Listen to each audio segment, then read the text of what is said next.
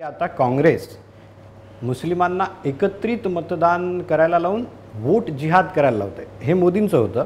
त्यानंतर काल हुबळीमध्ये पश्चिम बंगालमध्ये vote for Vikas not for जिहाद असं अमित शहा बोलले. त्यांच्याबद्दल कोणाचा विकास? जयशहाचा का भाजपचा? 10,000 कोटी निवडणूक रोखे घेणाऱ्या भाजपचा विकास? वोट फॉर विकास कोणाचा? मग आता जे चाललेलं आहे चंदा दो आणि धंदा लो, हा विकास भाजपचा चाललेला आहे. त्याच्यामुळे विकास त्यांचा झाला. तुम्ही साधी गोष्ट आहे, तुम्ही पण ऐकताय कारण तुमच्याच माध्यमातून ती त्यांची भाषणं सगळीकडे पसरली आणि सोशल मीडियावरनं येत आहेत. 14 साली त्यांनी जे म्हटलं होतं की परदेशातला काळे धन आणून तुमच्या खात्यामध्ये 10-15 लाख रुपये मी असेच टाकीन. कोणाच्या खात्यात काय पैसे आलेले नाही आहेत. उलटे इथे जे मोठे मोठे भांडवलदार होते, उद्योगपती होते, ते कर्ज बुडून पळून गेले. त्यांचं काही लाख कोटींचं कर्ज माफ पण केलं. सामान्य माणसाच्या बँकेमध्ये 15 पैसे पण नाही आले, पण भाजपच्या खात्यात 10,000 कोटीच्या वरती आले. मग विकास कोणाचा? आता हे मी तुम्हाला दोन सांगितलं. एक तर मध्य प्रदेशात बोलले मोदी वोट फॉर जिहाद, पश्चिम बंगालमध्ये अमित शहा बोलले. इथे महाराष्ट्रात जे आहे काल वोट फॉर जिहादबद्दल तुमच्यावर भाजपच्या नेत्यांनी हल्लाबोल केला. म्हणजे दोन नेत्यांनी, फडणवीसांनी काल एक मुलाखत दिली होती टाइम्सला. त्यात त्यांनी बोलले होय की ठाकरे गटाची आता मराठी नाही तर मुस्लिम मतांवर गुजराण, सभांमध्येही मुस्लिम नारे, ठाकरेंकडून करण्याचा. एक मिनिट ह्या सगळ्या गोष्टी बाजूला ठेवा.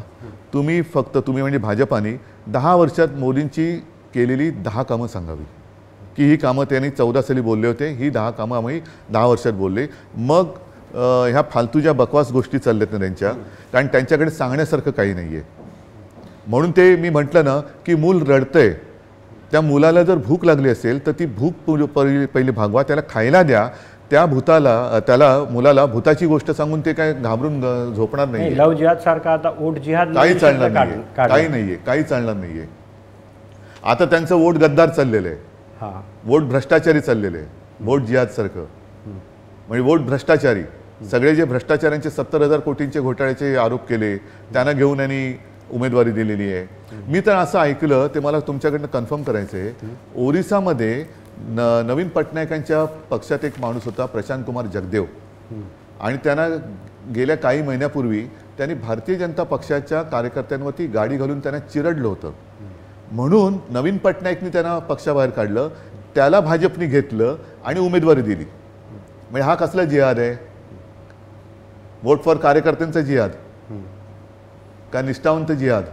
काय म्हणजे उगाच काहीतरी शब्द तुम्हाला येतात तेवढेच वापरायचे. पण ह्यांना सगळं अकलेचं दिवाळं निघालेलं आहे. सगळे गद्दार भ्रष्टाचारी तुम्ही बघा ना, यांच्याकडे एकतर लढवायला माणसंच नाही आहेत. म्हणजे हे पक्ष चोरतायत, म्हणजे चोरी जिहाद झालेलं आहे.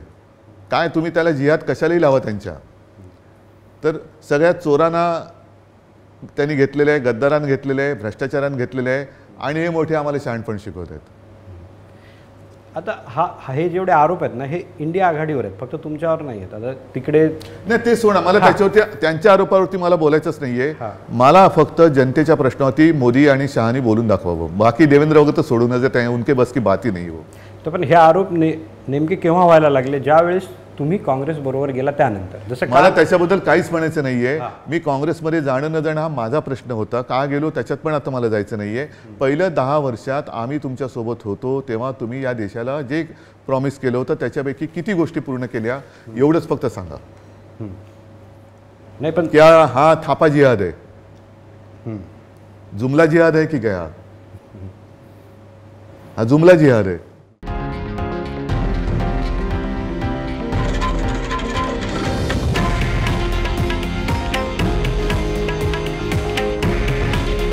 हे आहे देशातील नंबर 1 न्यूज नेटवर्क आणि आपण पाहत आहात TV9 मराठी.